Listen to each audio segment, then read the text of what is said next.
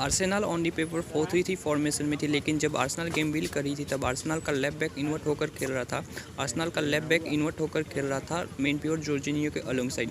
You can see here Arsenal के left back के invert होकर मिडफील्ड में खेलने की वजह से आर्सेनल बैक थ्री में थी और आर्सेनल के पास बिल्डअप फेज में टू प्योर्स थे, जिंचेंको और जॉर्जिनियो के रूप में।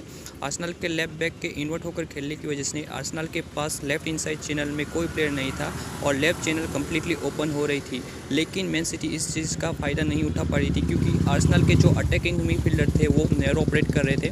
जाका और ओडेगार्ड के नैरो ऑपरेट करने की वजह से डे ब्रुयने और गुंडोगान मजबूर थे नैरो ऑपरेट करने के लिए और मैन सिटी के मिडफील्डर्स गुंडोगान और Kevin day ब्रुयने deep half space का इस्तेमाल नहीं कर पा रहे थे।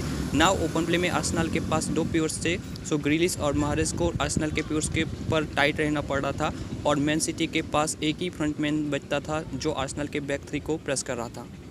You can see here Erling Haaland सोलमैन था जो आर्सेनल के बैक थ्री को प्रेस कर रहा था and Erling Haaland open play में 3 वर्सेस 1 डाउन था, जो आर्सेनल के लिए इजी डील थी। जब आर्सेनल का लेफ्ट बैक इन्वर्ट होता था तब आर्सेनल का सेंट्रल मिडफील्डर ड्रॉप इन करके लेफ्ट चैनल में पोजीशन होल्ड कर रहा था।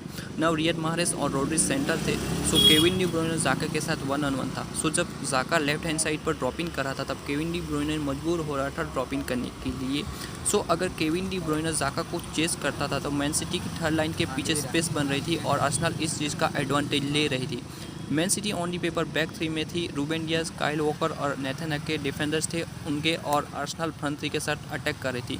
सो मैन सिटी ट्रांजिशन में 3 वर्सेस 3 सिचुएशन का सामना कर रही थी। आर्सेनल का left winger Martinelli extremely wide था एडवांटेज लेने के लिए। सो इस सिचुएशन को डील करने के लिए मैन सिटी के बैक थ्री वाइड रिप कर रही थी। You can see here Kyle Walker wide rip करके आर्सेनल के विंगर को 1-on-1 डिफेंड कर रहा था। सो सिटी की रेस्ट डिफेंस थी वो भी मजबूर हो रही थी वाइड रिप करने के लिए।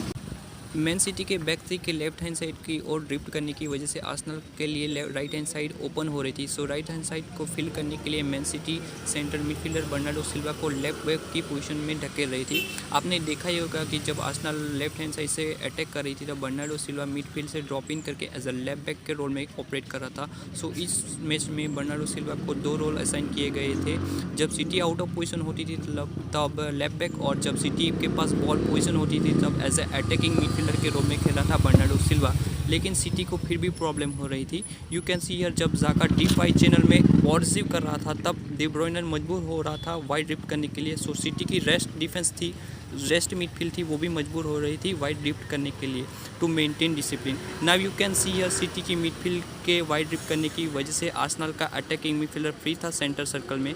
सो आर्सेनल के अटैकिंग मिडफील्डर के सामने कोई मिडफील्डर नहीं था और वो पेनिट्रेट कर सकता था जब उसके पास स्पेस मिलेगी तो।